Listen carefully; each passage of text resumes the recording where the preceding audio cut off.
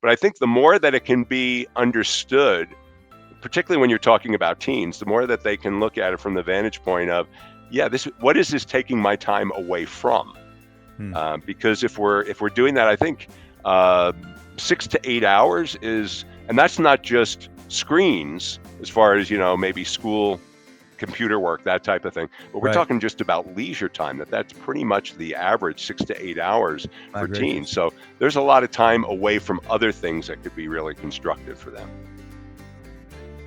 Hey, look out. It's Faith Talk Today. I'm Rick Probst. Hope you're having a great weekend. This gentleman is pretty amazing. We're going to talk about smartphones, social media, screen time, and the effects, the damaging effects of young people, middle-aged people, even old folks like me.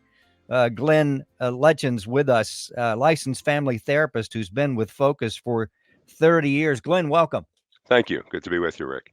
Glenn, I want to read this first of all before we get into the serious stuff. Prior to joining Focus, you spent time in church counseling, and you lived to tell about it, didn't you? I did. Pastoral ministry. You and your wife, Elizabeth, have 3 young adult children, been married for 30 years. Glenn loves Jesus. I don't know if you remember that this is on your bio, so listen to this now. Okay. You may have changed a little bit, not on loving Jesus, but some of these other particulars.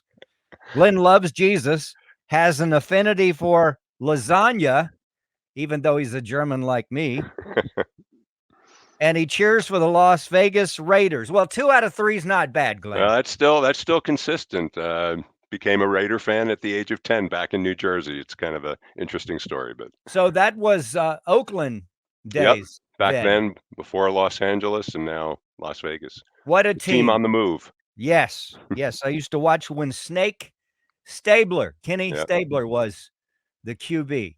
yeah. Amazing times. Well, it's good to have you. You and your wife have been married. You've had your kids. They're young adults now, and I'm sure they're pressing on to start their own families. Love what you talk about. It's not just about smartphone usage and screen time, but you talk to those that are that have family issues.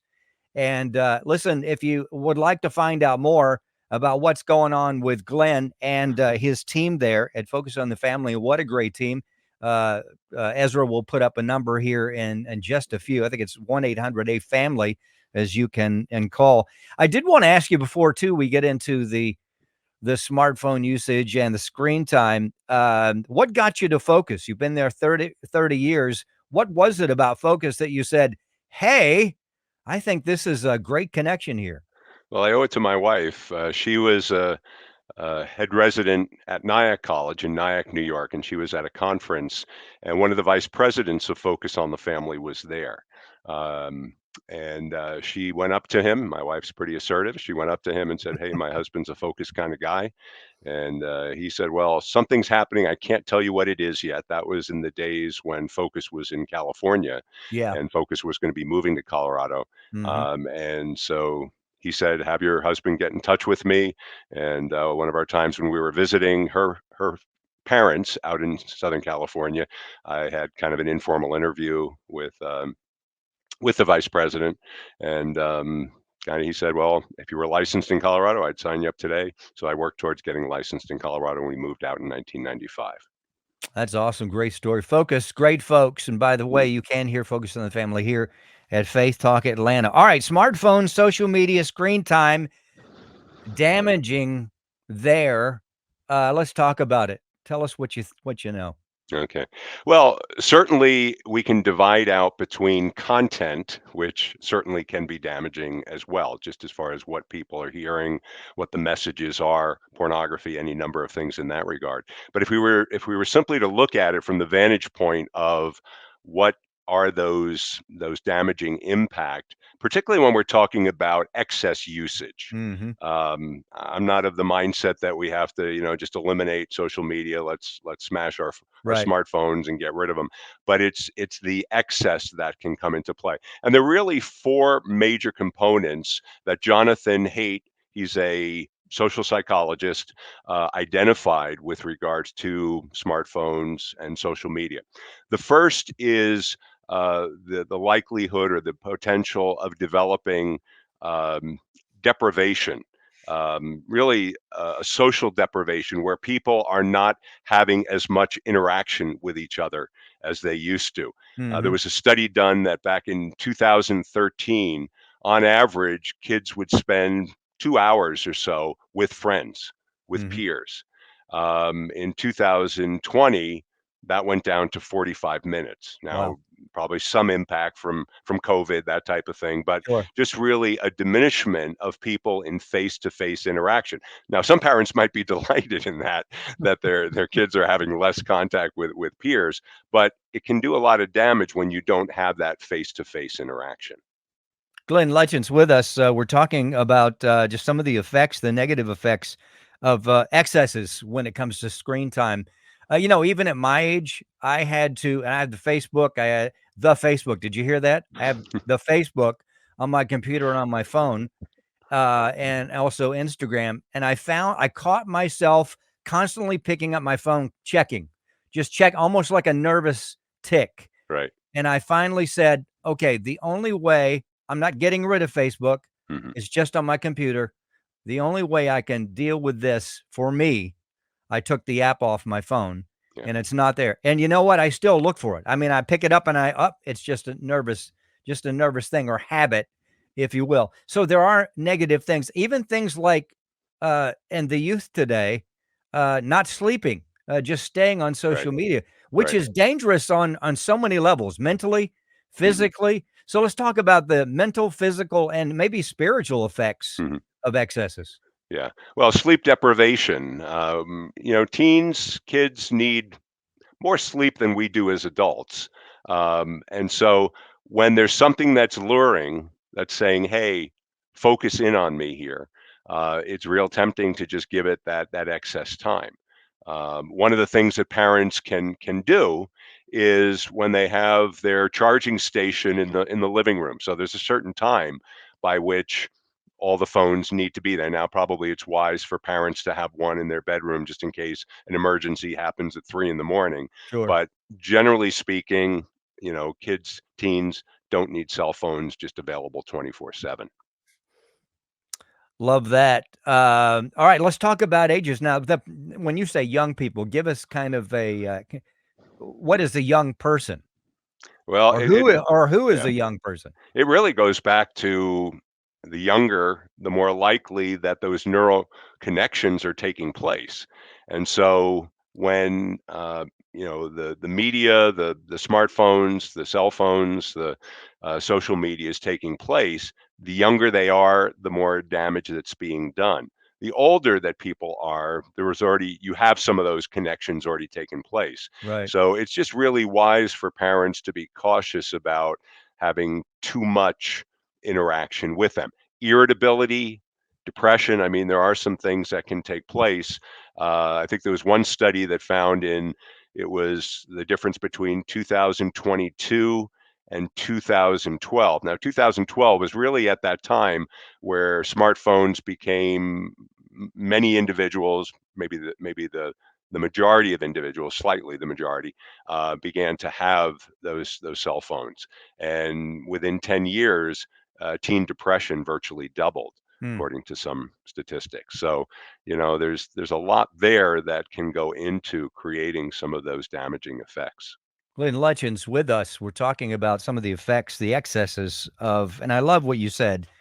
Doesn't mean that we need to get rid of the smartphone or completely delete the apps, but the parent of youth, middle age, middle school, I guess, high school, etc. Where do they begin? How do they do that? I think what's really helpful is for there to be a conversation. And what we have that's an advantage is the fact that it can be so tempting to us as adults. So often as parents, our inclination is to come and kind of lay down the law. Okay, no more smartphones, or Right. maybe just even a certain number of hours. But the more that you can involve the kids into that conversation, the better. For instance, let's say that parents realize our kids have, this has gone way too far. Yeah. And our kids are tied to the smartphone, social media. What they can do is they can say, tell you what, let's do this. This next week, Not asking you to change your habits. This next week, what I want you to do though is I want you to write down the amount of time that you're on. So when you get on your cell phone, when you get on social media, I want you to write down. When you're done, I want you to write that time down as well. And let's identify let's kind of come up with a baseline. What's going on? What's the amount of time that we're spending doing this? And it might be really surprising for the kids. It might be very surprising for the parents as well in doing that. But that gives them an opportunity to take a look at, is this really doing what we hope it would do? Now, the kids might say, yeah, it is. And I'm not saying that there's never a time on the parents' part to say, yeah, I get it that you want to do it, but there are going to be some limits here that we're going to establish. But I think the more that it can be understood, particularly when you're talking about teens, the more that they can look at it from the vantage point of, yeah, what is this taking my time away from? Hmm. Because if we're doing that, I think 6 to 8 hours is, and that's not just screens as far as maybe school computer work, that type of thing. But we're Right. talking just about leisure time. That's pretty much the average 6 to 8 hours My for teens. gracious. So there's a lot of time away from other things that could be really constructive for them. Glenn Lutjens with us. Yeah, even on my phone, it can tell me how long that I've been on Okay. particular apps and screen time, and that's some of the scary part. When I said, "Are you kidding me? Am I Mm, spending that much time?" Just, it's little spurts and spits, right. spurts and just checking it out, and it does it all adds up. Well, let's do this. Let's talk about resources. Are there resources? Do you have resources there that you can recommend to help parents? Well, the book that really a lot of the research has come from is Jonathan Haidt's book, The Anxious Generation. So that can really be a constructive one to kind of take a look at and read. There was a quote, I think it may have come from that. It was certainly in the article on the Daily Citizen, but it was by Anna Lemke, and she's a addictions researcher Hmm. at Stanford University. And here was her comment, which I thought was pretty insightful. She said, "The smartphone is a modern day hypodermic needle, delivering digital dopamine 24/7 for a wired generation." Now, she's Mm, speaking into that addictive element. About right. 10% of individuals do become addicted to it in a significant way. Others maybe in a more moderate way. But another resource is a book by Kathy Cook. She's been a guest on Focus on the Family. In fact, today she is a guest talking about resiliency, but she's written a book called Screens and Teens: Connecting with Our Kids in a Wireless World. Kathy Cook. Cook is spelled Koch, so not necessarily how it sounds, but a very good book on helping parents kind of just be able to navigate, come alongside kids, and really talk into their lives as it relates to social media and smartphones. That's awesome. Glenn Lutjens, 1-800-A-FAMILY, good place to go to find out more. Glenn, what's next for you personally, you guys? We are grandparents now of Hey. three granddaughters. Latest one was just born within this past month or so. Um, and I have a son who is working at Amazon. He bought his own condo, so he's adulting it now and doing a great job with that. And another son who's down at seminary, wants to go into youth ministry.